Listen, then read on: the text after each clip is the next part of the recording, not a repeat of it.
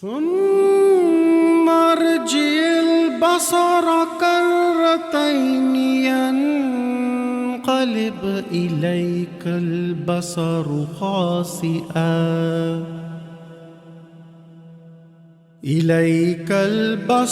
خاسئا وهو حسير. أعوذ بالله من الشيطان الرجيم. Bismillahir Rahmanir Rahim. We must take into consideration that when Allah SWT revealed Surah Mulk, He was mostly addressing the defiantly disobedient, the elite of the Quraysh tribe, who took pride in their old customs and rituals. They were the educated and learned lot in their society and were extremely arrogant, haughty, and fixed in their ways. The call to Islam was a direct threat to their trade and livelihood that had been passed down to them by their forefathers, as they had sole control over the holy city of Makkah. In these circumstances, Allah revealed surahs like Surah Mulk to invoke not only fear but also to humble and put some sense of shame in their way of thinking. Even today, the same kind of people full of pride and arrogance exist. The mere mention of Allah and the call to His way of life irks them. Not only are they unwilling to hear anything, but they are also not keen to discuss or research for themselves where the truth lies. For them, it's all about facts and what they can see. The concept of ghaib, the unseen, which is an integral article of our faith, is considered an archaic, weird notion. So Allah addresses their pride with the logic that they are comfortable with. He asks them again and again to look at the sky, not once, not twice, but 3 times. The Quraysh, like any other Arabs at the time of Rasulullah SAW, were fascinated with the sky. The stars were a source of guidance for the nighttime traveler. So Allah SWT asked them to find any faults or cracks in the vast sky. In ayats 3 and 4, Allah directly asks them, "Look once again. Do you see any flaw? Then look still another time, yet again. Your sight will come back humbled while it is fatigued." The word tibaqa in ayat number 3 suggests that the 7 heavens are not only different layers, one on top of the other, but they are also seamless and so well connected that they cannot be differentiated by the naked eye. No crack or fissure can be detected by a man looking up into the enormous sky. The word futur denotes that image.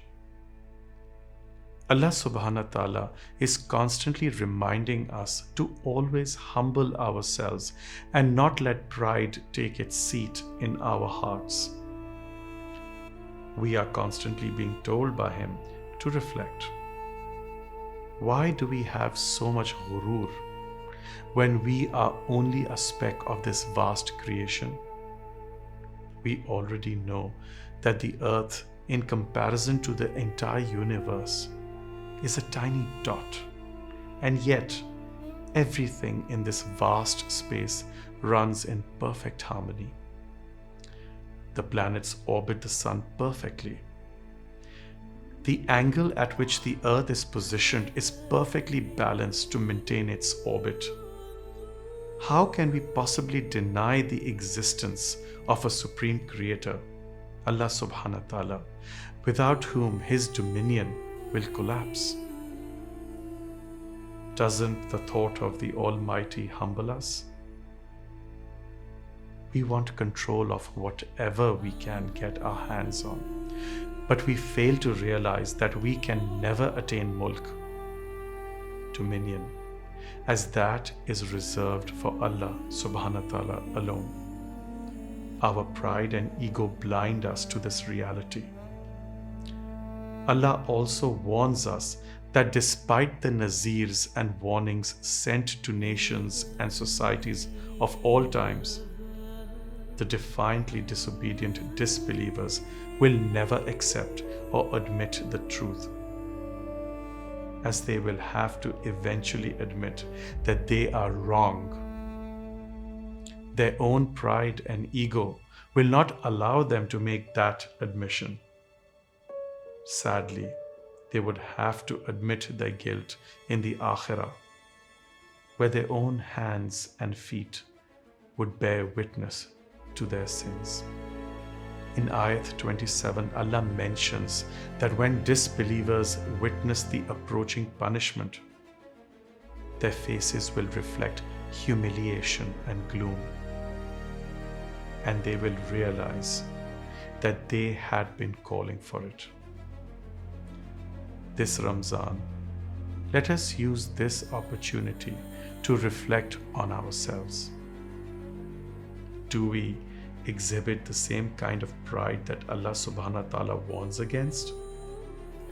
Do our egos prevent us from accepting the guidance of the righteous, even though we claim to be believers?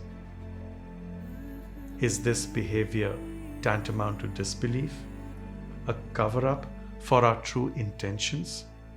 Do we conveniently practice a version of Islam that suits our needs and desires? Let us sincerely reflect on these questions and make a firm intention to allow Allah SWT, the Al-Mubin, the clear, the manifest one, to remove the veils of heedlessness that have blinded us. We must disallow our pride and ego from coming between us and Him. Let us not repeat the same mistake made by Iblis, who was perhaps one of the greatest believers in Allah SWT, but allowed his pride to lead to his downfall. May Allah SWT guide us all on the straight path. Ameen. If you have liked my video, please share it with your loved ones. Do subscribe to my YouTube channel. The link is in the feed below. Wishing you all a very blessed Ramzan, and may the barakah of Allah SWT keep growing within us and around us. Ameen.